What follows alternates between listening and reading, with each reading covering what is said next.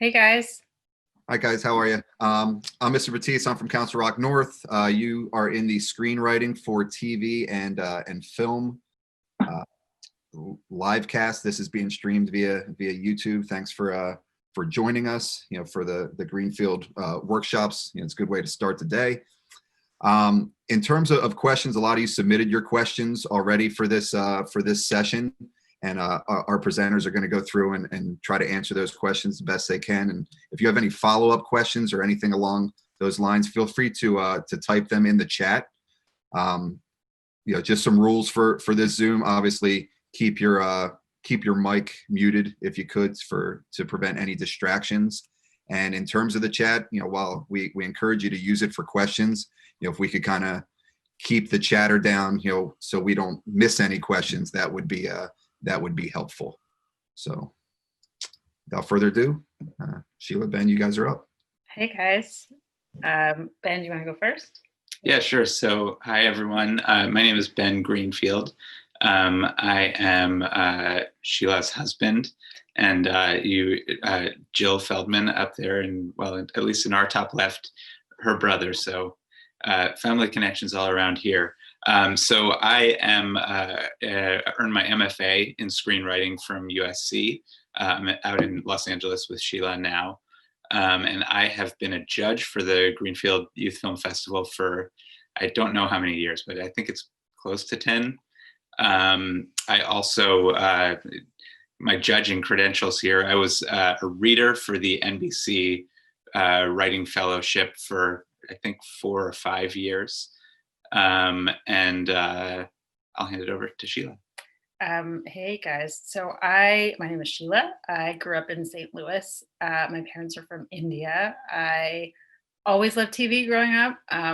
Thought it was the coolest thing in the world, as everybody does. You're like, what is better in life? And so that was my obsession, but I never knew that you could be a TV writer. Like I was just talking about this yesterday. I would look at the names in the credits, the written by credits, and it always just sounded like it was by some old guy. And I was like, people of color don't become TV writers.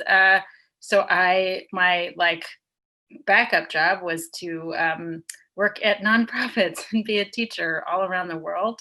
So that's what I did. I taught in New York City for 5 years, and in India and in Spain. And there reached a point where my students were like, hey, miss, I think we're funnier. You're funnier than you are. You're a better teacher. You're more funny than you are good at teaching. That's a better way of saying that. And they were like, you should pursue your passion, which was writing and comedy. And so I moved out to LA like 10 years ago. I went to film school and started working pretty much right after that. Have been working a lot in animation and kids animation. Right now, I'm writing on Jurassic World, which is on Netflix. Happy to answer any questions about that. You guys had a lot of incredible questions. So I want this to be as helpful as possible to you guys. And so I can talk a little bit about, how I broke into TV writing, and also just some of the fundamentals. And I want this to be as interactive as possible. Ben, is that okay? Is that okay? Yeah, I want it to be as interactive as possible. So I think just to get us started, and whoever wants to unmute can. If you guys want to talk about a movie, your favorite movie, and what you think the story is about in the simplest way. And it could be a movie that we've all seen too. It doesn't have to be your favorite, but just how would you tell it to someone who had never seen it? Inception is a dream heist. Inception is a dream heist. Okay. So that I'm not going to nitpick, but I'm going to try to help you guys understand sort of when you talk about a story, what it actually means. Because I think that that's generally what Inception is about. But for you guys, when you're telling a story, I want you to think about the simplest version of what happens, but also what it means. So Inception is a tricky one because it's really, we say high concept, really, really abstract. Let's talk about one that's maybe one that's really, really simple. So let's try Wizard of Oz. What would anyone what would anyone say Wizard of Oz was about? Well, it's about a girl that's away from home and tries to get back along the help of some new friends she meets. Great, Colton. That's great. So that's what's happening in the movie, right? She's trying to go back home. She's got some new friends. But as far as like what the movie is actually about, what is it making a person feel when they see it? It's about a girl who doesn't believe that home is all that great, right? So what she learns is that there's no place like home. That's like a really bad way of saying what the movie is about, but you get it, right? Like you get how you could say, like, oh, well, it's about this really cool yellow brick road that she meets, or it's about like a longing for a simpler time, whatever, right? But you need to, as the filmmaker, know what that's about in a really, really simple way, and in the way that most people are gonna see it. Does that make sense? Would it be helpful to do one more if there's a recent movie that you guys, or even like a TV show that you guys really love? And no pressure. We can also move on.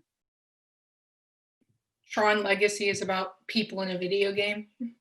Okay, people in a video game. So it's a really, really, Leslie, that's a really great start. So people in a video game. I have not seen Tron. Please, guys, I'm so sorry. Marriage Story is the story of two people going through a divorce. Okay.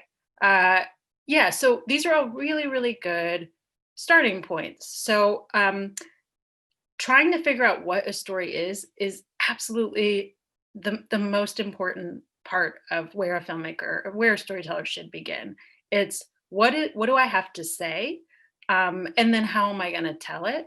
And really, like, what is it about? Because so often you guys see movies and you're like vaguely describing the plot. This happens and this happens and this happens. And I want to emphasize to you that that's not what the story is about. A story is usually about a character's quest because he or she really, really wants something and is having trouble getting it. It's all the stuff that life throws at that person that reveals who they are. So that's, I think, what we're going to talk about today is trying to get to the heart of what a story is, and how is the best way to tell that. So how would you say that for Marriage Story? For Marriage Story, yeah. So I don't know who's seen it. So for Marriage Story, it is what you're watching on screen is the story of two people going through a divorce. But I think I would go a little bit further, and I would encourage you guys to do that with your stories too. I think it's about, because it's a character study, right? It's like that woman who's so who's really going through something. A woman who is discovering who she is outside of the relationship that always proved to be her safety net, her comfort blanket. Like, who is she outside of her marriage? That to me is what I think this story is about. And when you ask yourselves these questions, I just want you to know that there's no right answer. That's your job. It's your job to say, if it were me, Sheila, directing Marriage Story, and I knew that that's what the story about, it wasn't about a divorce. It was about, what does this divorce reveal about this woman? Every scene would be about that on some level. It's not necessarily what's happening.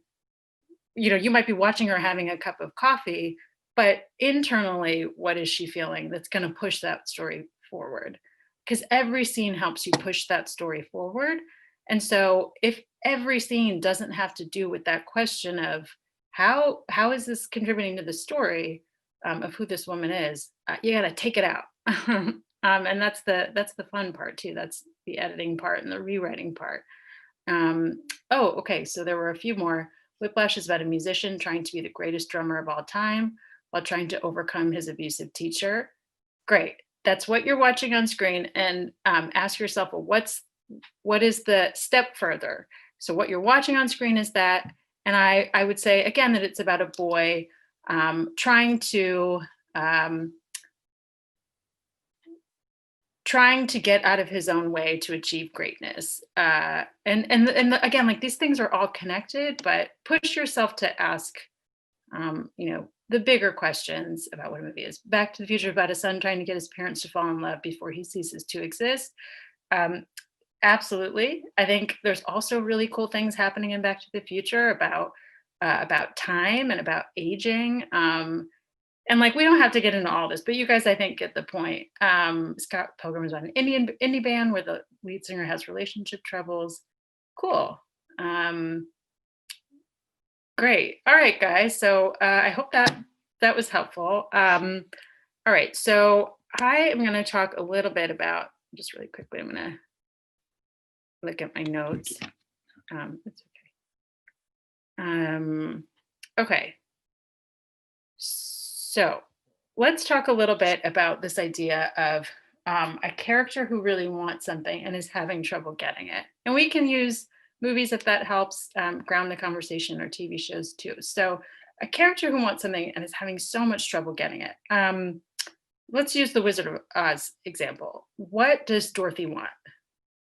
We said it. To get I'm assuming most of us have seen it. to get home. To get home. Colton's like, I'm the biggest fan in the world of the Wizard of Oz. Yeah, she wants to get home. So what are the problems that she's having along the way? What are she's having a lot of difficulty getting it. What are some of those obstacles? She doesn't know what path to take. Great, yeah. Got a mean old Oz. She's got to deal with. She's got a wicked witch. She did crush her sister, to be fair. Yeah, flying monkeys. Flying monkeys. What, guys, if a story is ever in trouble, just put a bunch of flying monkeys in. Yes, there's one lesson that you take from this session. Flying monkeys, always such a good plot point. So that, in the broadest of terms, when you're thinking about a story, it's a really helpful starting point to think of a person, a character who really, really badly wants something and is having trouble getting it. So I'm trying to think if do you guys thumbs up or thumbs down? Would another example help, or do you guys want to move on to more of the character stuff? Thumbs up for, yeah, one more example.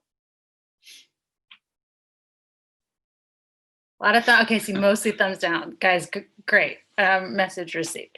Okay, so let's talk about then that character, because I think character development it goes hand in hand with telling a really good story. So that character, when you're thinking about what makes a character interesting, a really helpful starting point as you're starting out, in your careers, is to think about the people in your own lives. Think about what makes them interesting. They might not necessarily be these like over the top people. Sometimes it's the quieter people. It's like, what's going on underneath the surface? But people who are motivated by something tend to be really interesting, right? They tend to be the people that you want to know, like, what's going on with them.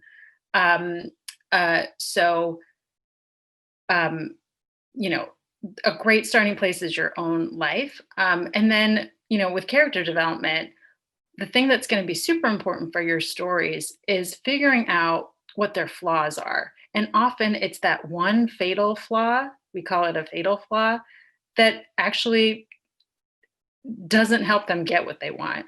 We can let's talk about a television show. Have you guys seen Breaking Bad? Oh, that's a great show. No. Okay. A lot of you have it. What's a show that the teens are watching? A lot of people like Stranger Things, Friends, Stranger The Things. Office. Oh, I can talk about The Office. The rest of this session will be about The Office. That's all I'm going to talk Personally, about. I never got past the first season. Okay, so The Office. What does Michael Scott want? This is like every episode. He wants to be a good manager. That's right. He wants to be a good manager, and he wants the love of his employees. He wants to be loved. And he has trouble getting that because he's a big old goof. He's a big old dodo bird. So that's the thing that stands in his way. His fatal flaw is that he's unlovable. And what he learns, through the course of the show, is how to connect with his employees. And you could argue, because in television, there's kind of a thing that characters don't change all that much. But I think Michael Scott learns over the course of the seasons how to be a better manager. And that's what makes the show really interesting, is that you watch him fail more often than you watch him succeed. And that's what makes the show work, because that's the premise of the show.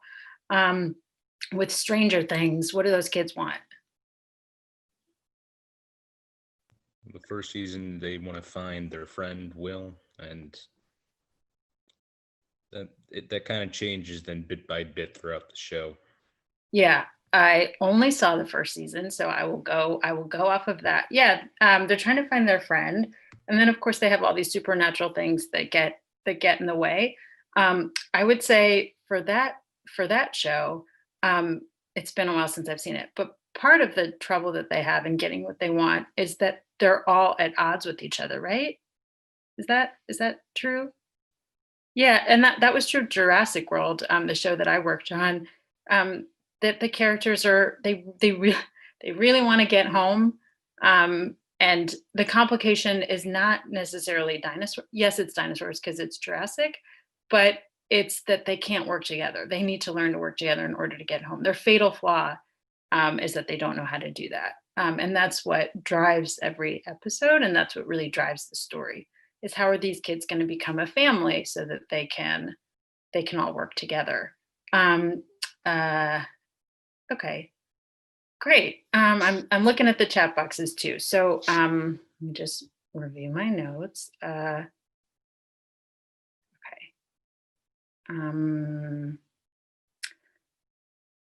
Okay, so let's talk then about, and I'm trying to get through everything quickly so that I can get through all of a lot of your questions. We might not be able to get through all of them, but character development again, like exercises that are really helpful. Listen. Just I was given this advice, and you guys live in Philly, I'm assuming.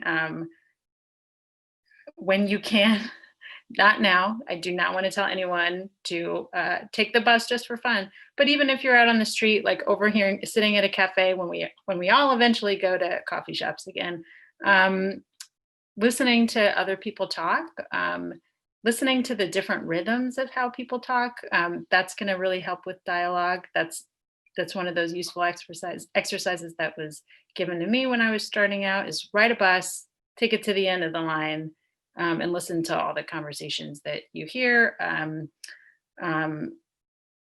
Yeah, so that I hope that's a helpful starting place with character development, but really encourage you guys to just think about that fatal flaw that stops a person. Like it's the thing that makes a person get in their own way, because that's so much more interesting to watch. Someone once gave me the advice, it's not fun to watch a character succeed. That's what makes The Office so great, right? Is that Michael just fails over and over and over.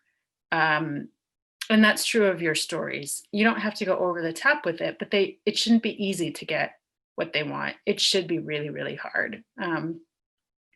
Cool. So there were some questions about dialogue, and I can get into that. Ben, is there anything that you would add to? Well, yeah, I mean, I think there may have been some questions. I just wanted to make one note. I think there may have been some questions about structure, and I think maybe we can talk about that when we get to it. But I think one thing that I would just kind of put in parentheses around everything that Sheila has been talking about is that sort of all of the stuff about character and about like thinking about what your story is about is something that you always need to, that needs to be the starting point for anything that you're writing, whether it's a short film for this film festival, or whether it's a TV pilot that you're writing, or a feature film that you're writing, or whatever. You need to really have all of this straight before you can even begin thinking about structure. Like when you read a screenwriting book, it's often going to talk about like, this needs to happen in Act 1, this needs to happen in Act 2, this needs to happen in Act 3, and that stuff is that's important to learn. But I think like this is kind of like the fundamentals of like what you need to have in really deeply figured out in your mind before you can even start to think about like what the structure of your story is. Cool. Is there anything related to character development before I move on to dialogue that if you guys want to say it in the chat box. And someone saying, can we use Endgame? Oh, I was just about to start watching it. Endgame is one of those movies that it is constantly referenced in television writing rooms, and I have not seen it. I'm so sorry. But if there is a movie, if you want to put in, ooh, someone wrote, what do you think about the character develop? What do you think about character development in Breaking Bad? What are other key things needed in character development? Okay, so the character development in Breaking Bad, that I think it's a really classic example of an anti-hero, right? It's someone who is not doing great things, but that's what makes it very interesting. Your characters don't have to be perfect. In fact, the less perfect that you make them, the better. What I think is so striking about the character in Breaking Bad, and you guys want this tension. You want tension in all your scenes and in all your character development, but it's that push and pull between what a character says that he wants and what he does. So what Walter White says that he wants is to, get his family out of a hole, right?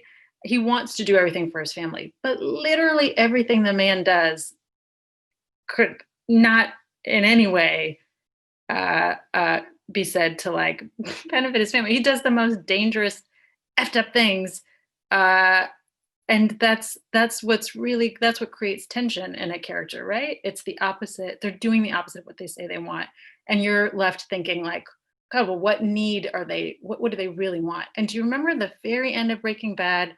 Walter White says to his wife, "I wasn't doing this for you. I was doing this for me." That's the show. He was doing this because there was something that he needed to figure out for himself. And it was to find that inner power, that inner strength, because he had always been, passed over, looked over, pushed aside. And he finally said, that's enough.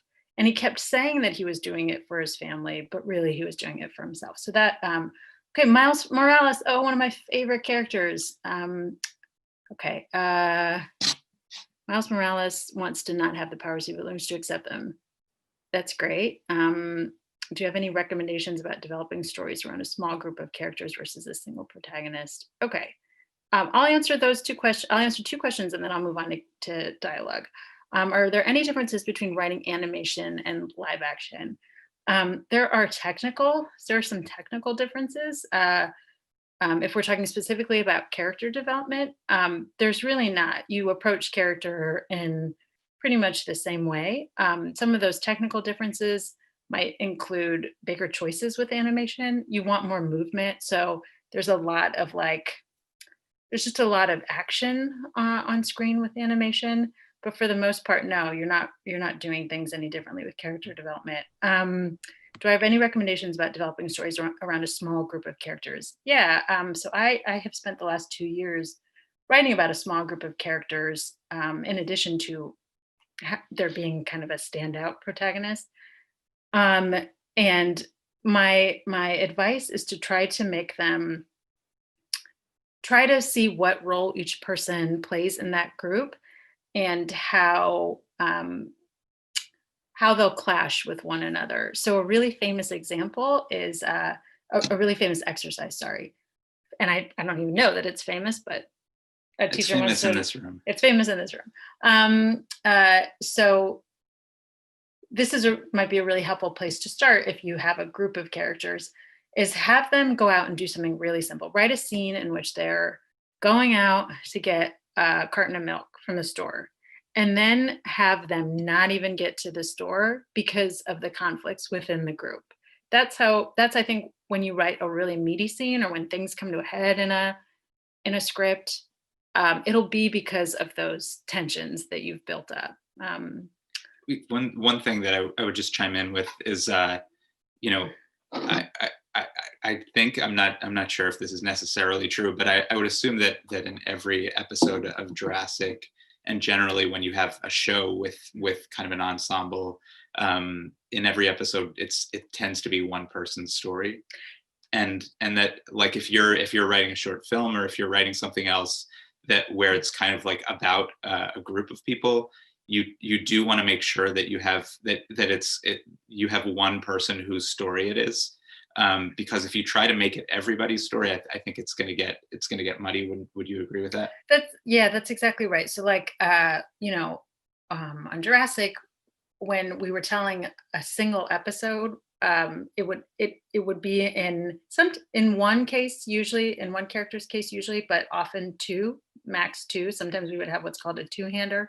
But for the most part, yeah, it's one person's story, but it's often how that story impacts the group, if that makes sense. That's a little bit more advanced, just because that's like serialized multiple season storytelling. But yeah. Okay. How do you keep? Sorry. Go ahead. Go ahead. So basically what you were saying, I'm trying to figure out, like, if you're focusing on one person, like, would it be the one person self-sabotaging the whole group and then working from there? Or like, how would you like write the storytelling? That's a great question. So it again depends on what your story is. But yeah, like say for example, I don't know how many of you have seen Jurassic, but say like or use Miles in Spider-Verse. Miles's like big character thing is that he doesn't want to accept this responsibility. And that's what gets in his own way, because you're like, just get out of your own way. You're so good at this. Help people. And so there's scenes where like other superheroes are affected, right? Guys, it's been a while since I saw the movie. So that's an example of how Miles's flaw might actually impact other people. Say that the show was about his family, right? Like it would be about like how Miles's problem that he's having affects the others. If you're writing your group story, you just have to think about like, well, what is happening in this story that's making it difficult for all the other characters? But it's that one character's like growth or arc over the episode. How do you keep your characters interesting? Oh, that is a tough question. Hopefully, if you've created a really good fatal flaw, it's a character that you can put in a bunch of different situations, and they're going to have a predictable but interesting response to that conflict every single time. So there's no it's so hard, guys. I know how hard this stuff is. But yeah, I think like making really clear choices about like what is my character's point of view about everything that happens. So like whether it's like going to get a carton of milk with somebody that they have strong feelings about, or if like their house burns down or something, like the character has to have a response, and you need to really understand what that character's response is. And that's like what's going to make your character interesting, is like how they react to things and what they say and do. It's not just like the things that happen. Like what makes them interesting is not the fact that their house burns down. It's what they do in response. Yeah, no, it's a really good point. Like guys, just think about even like 5 people right? Or in your friend group. Friend groups are classic. Love a friend group. So when you guys are deciding where to go on a Friday night or what movie to watch, there's a type, right? Like in your friend groups, there's the one person who's like, whatever. There's the one person who's like, it's Endgame or nothing. There's the one person who's like, do you think we can get popcorn? Like everybody's coming at it from a very specific point of view. And so that I think is also just what makes storytelling so interesting. Give people a really strong character point of view. It's the kind of thing where even if you don't have to put it in every scene, you should know what their opinion is on pineapples. Maybe not pineapples, but like on pizza. I mean, they should. Pineapples on pizza. Everyone should have an opinion about pineapples on pizza, guys. It is disgusting. It's fine. I'm open to it. It's disgusting. Okay. LOL. Thanks, Zian. I might not be saying that right. Thanks, Zian. Oh, Zian, what a beautiful name. Thank you. Okay. All right. So I'm going to say a couple things about dialogue, and then we'll just kind of get into structure, and then we'll leave the rest of the time for questions. So the thing with dialogue, there was a question about how do you write dialogue that's like interesting and like crackles. So I am a huge fan of just listening to the way people talk, because it's usually not what's in a script, but it will help you get an ear for language and for how people actually say stuff. But one thing that I wanted to point out as an example, so I want you guys to think of the last time you had to have a really difficult conversation, like a really charged conversation. So this is not like, what are we having for dinner tonight? It's like I'm about to break up with someone. I'm mad at my best friend. I'm getting into a huge fight with my mom or dad or my siblings. So think about the last time you had to have a conversation like that. And I will not put anyone on the spot, but if someone wants to volunteer, great. So when you walked into that conversation, was your first words to that person, I am mad at you. I'm mad at you. Was that your first? Did anybody say it that way? No. No, because that's not what people do, right? Maybe you like slammed a chair around, or maybe you like huffed, or maybe you found some way to communicate that you were dissatisfied. But I guarantee you that almost none of us would go into a conversation like that and say, this is what you did wrong. It might get to that place, but that's a really helpful thing when you think about dialogue, is that the way people feel is not what they actually say.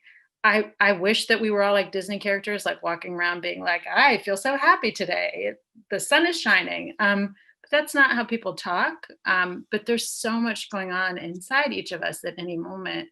And so when you're writing a scene, think about all the different ways to convey what a person is feeling. That's not on the nose, we say. That's not like hitting the nail on the head. So yeah, I mean, if somebody wants to share just sort of like, an example of like an action that they did to convey that they were feeling a certain way, you don't have to. What a weird question, Sheila. But you guys, I hope, get the point, right? That yeah. Cool. How do you convey? Silence does that, right? Yes. Silence it can be a really effective tool in screenwriting, and I'm sure you guys have seen in your own lives a really effective tool in communicating. So yeah. How do you convey timing through dialogue? Oh, that is a really good question, Isabel. How do you convey timing? I think what you mean is like, how do you allow for is it like a joke to land, or how do you kind of make way for sort of like the natural pauses in a conversation, like in the screenplay? Like, yeah, I mean, maybe I'm misunderstanding this, but I think she's saying like if there's like a pause, or if someone says something in, slowly or whatever. Yeah, this is just a really simple thing. So so I use Final Draft. There were a lot of questions about what software. Final Draft is considered the like Hollywood industry standard, but there are great free screenwriting programs that are available. I know for a while Celtics was free. You can use anything that just sort of like helps you format a screenplay. It doesn't have to be Final Draft, but and you guys, I'm assuming know this, but the scene description, those are the long lines on a page between the dialogue, between when the characters are talking. So you can often put in that scene description a beat or just beat, and that helps communicate that there's a pause. And yeah, and though, like I would say a lot of the time, like a lot of the pauses that you might see in a movie or a TV show, a lot of those are not written in. Those are just kind of things that, that the director and the actors will figure out as they're actually producing it. But I'm also a big fan. If you did want to emphasize, if you did want to make a point to emphasize a pause, you're like, it's really important here. You can also just do a ... an ellipses. Love a ... Both ... Isabel, you're answering your own question. Okay, any other questions about dialogue? Ha ha ha. Thanks, Isabel. I need it, guys. It's very early in LA. Okay, any other questions about dialogue before I move on? Okay. All right, so we'll talk basic structure, really, really basic. Okay, and then we'll get to questions. Okay, really basic. I'll do a really quick 2-minute version of this. There are really, really helpful books that you guys can check out. Some of the like industry standards, so Save the Cat, How to Make a Good Script Great. These are a couple things that people are always referencing. But in terms of just the simplest thing that I want you guys, as you're starting out, to remember, it's just sort of like the basics. So start your film with like a status quo, right? So when we all wake up on a day that's very different, it starts the same, right? Like we establish like, all right, let's say that our character is a high school student. So that person probably has a routine. We want to get a sense of like, what is a normal day in the life for this person? And then there's something that happens pretty soon in a story, and it's called the inciting incident. Have you guys heard this? Yeah, cool. All right. So an inciting incident, that is the thing that says, what is different about this day from every other day? And that's the thing that sets your story in motion. So maybe with our high school student, they can't ever get to school because there is a 10-car pileup on the freeway. So they can't get to school. So what has happened to that character as a result of the inciting incident? They have a goal. So maybe that goal is to get their little sister forgot their lunch, and their goal is to get their little sister that lunch and make it to the high school in time for a huge exam. But there's a 10-car pileup. So how are they going to do that? So right away we have a goal, and right away we have conflict. And so how is the character going to do it? So we throw a bunch of conflict at him. Somewhere in the middle of the story, there's going to be something that shifts the story in another direction. It's called the midpoint. So that's literally the middle of the story. What happens that sends the story off in another direction? So maybe it's that the character has done it. He's gotten his lunch to his sister, but then he gets a call from his girlfriend and she's super mad at him. I don't know, just making this stuff up as I go. So that might be the low point in the story. So that's the point where he's like, you know what, who cares about an exam? My girlfriend broke up with me. My life is ruined. And maybe the resolution is, so that's the low point. That's the end of the second act. And the resolution is, I'm going to get over this broken heart. I'm going to make it, I'm going to run as fast as I can to school, and I'm going to ace that exam or fail that exam, but there's a resolution. And that I think is just like the broadest structure, the simplest structure. Yes. Thank you, Isabel. Oh, sorry. Okay. So that's the broadest structure for you guys for telling your stories. So I'm going to look up your questions and see if there's anything that I missed.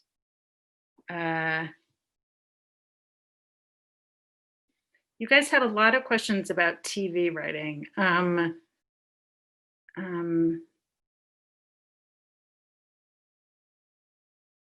But it might be helpful because it looks like I covered a lot, but if there's something in the chat box that someone has a burning question that I didn't get to,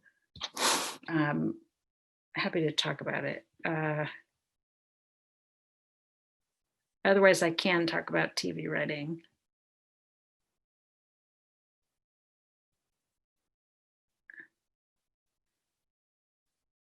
Opinions on the hero's journey for screenwriting.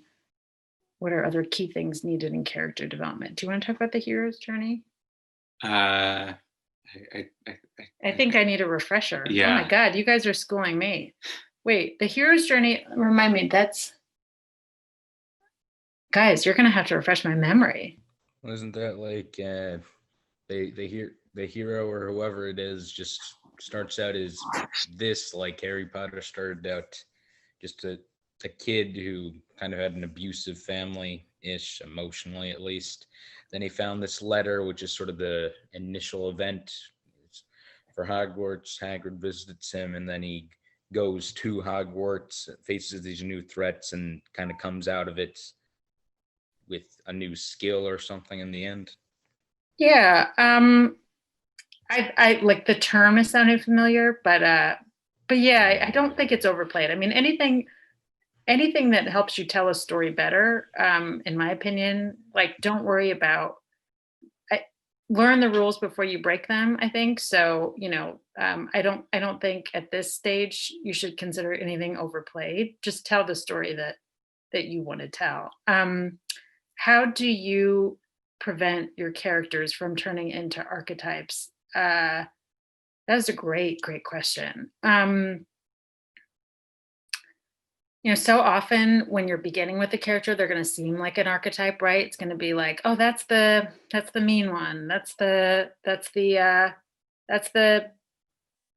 bully. That's the cocky guy. Like they're going to seem like archetypes. It's your job to flesh them out. And the way that you flesh that out is often by looking at what a character's vulnerabilities are, and not necessarily as it relates to the goal, right? Like I think all of us, we put up a posture, we put up a shield, and for somebody to be able to get to know us, we have to like reveal what those vulnerabilities are, and that's true with character development too.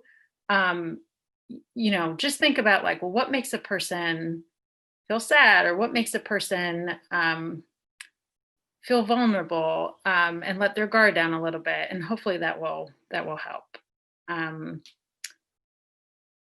What are other key things needed in character development?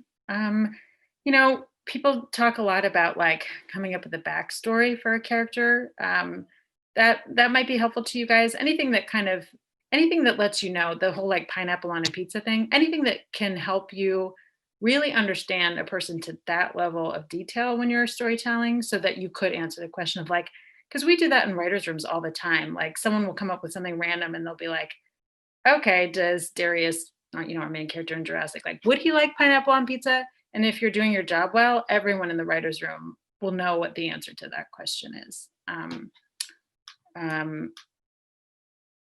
Okay, so let me go back to your list of questions.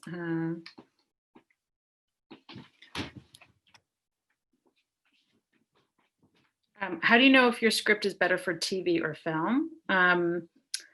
So with TV, you have to look for ways of generating a story for many, many, many episodes. And with film, it's just like a really contained story. So I would say with TV, you're just thinking about how can I put this character in as many different situations as possible? And they're not going to grow much at all, or the change is going to be really small until, many, many seasons in.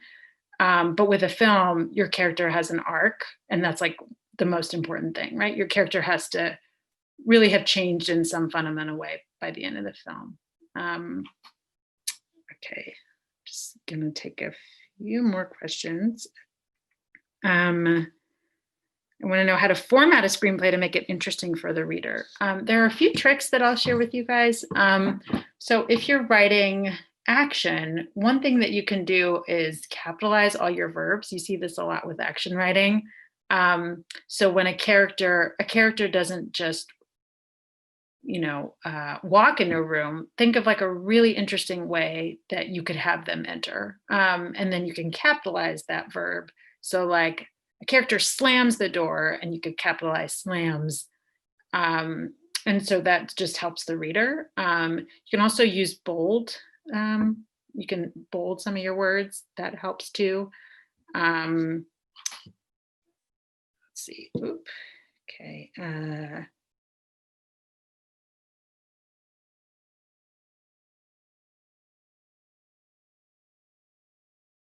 How do you draw inspiration for screenwriting?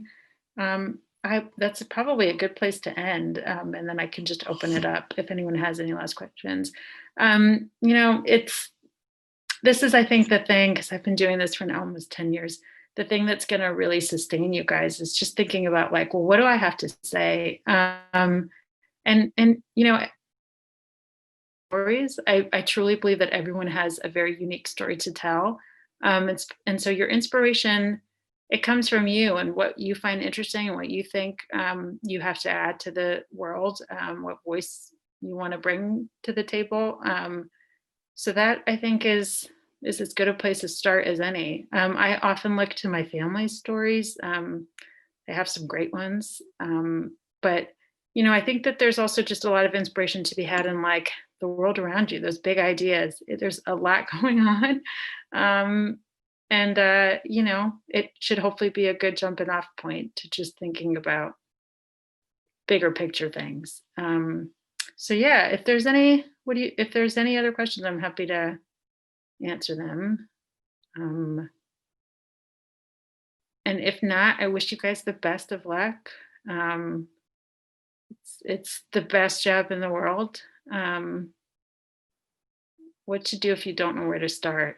Oh, good question. If you don't know where to start, I often just start writing, even if I don't think I have anything.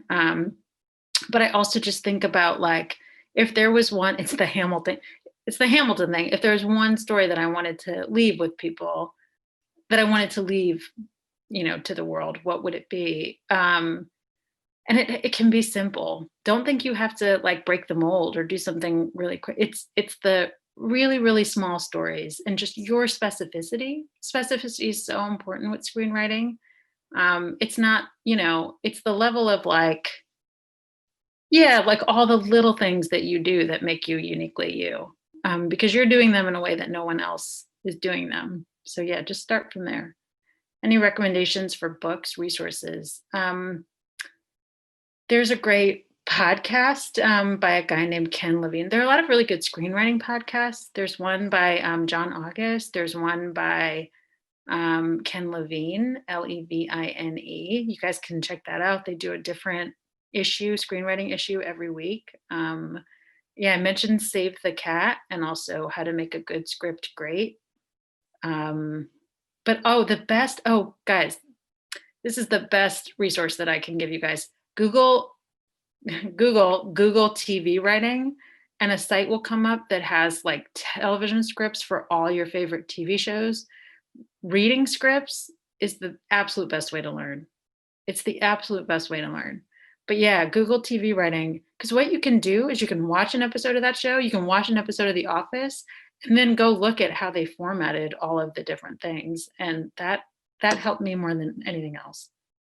Is outlining an essential part of the writing process? For some people, yeah, I absolutely think you should start with an outline. It can be, the more complex, usually the better, but it depends on your process. I was never a note card person until on Jurassic, my boss was like, that's the way we're going to do it. And so now I'm kind of a note card person.